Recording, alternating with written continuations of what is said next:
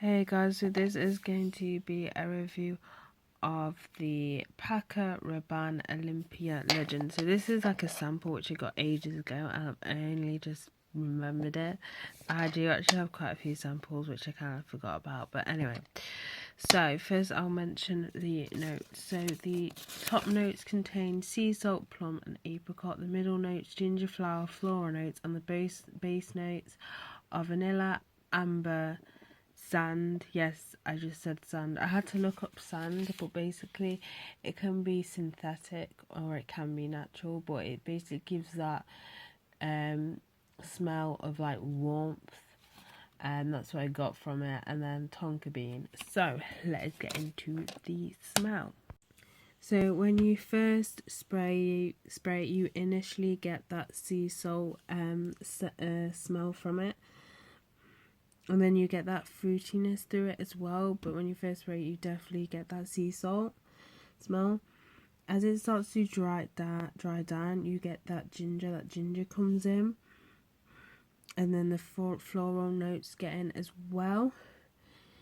It does get a little bit sweet, but not overly sweet. I've heard people say that it's overly sweet, which is weird because this definitely isn't overly sweet. I've tried some overly sweet scents. This is not overly sweet.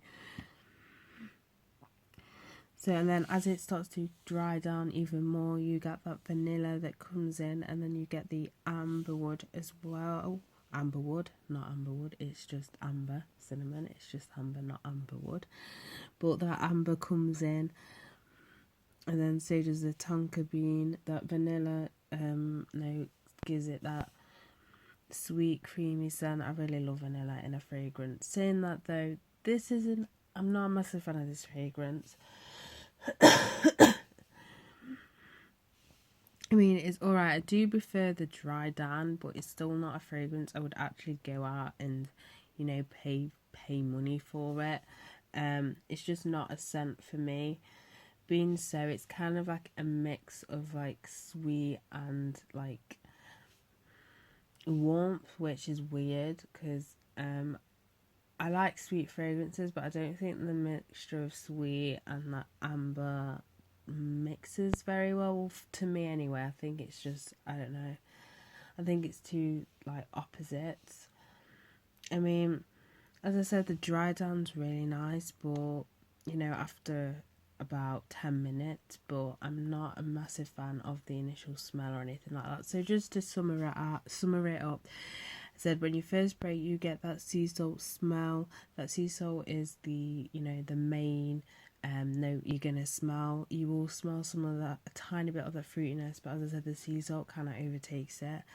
As we get into the fragrance, you get that ginger that comes in, and then you get the floral notes as well. It's not overly floral, it's just a nice sort of floral level, if that makes any sense. And as we go down into the fragrance, you get the vanilla and the amber come in. The vanilla gives that creaminess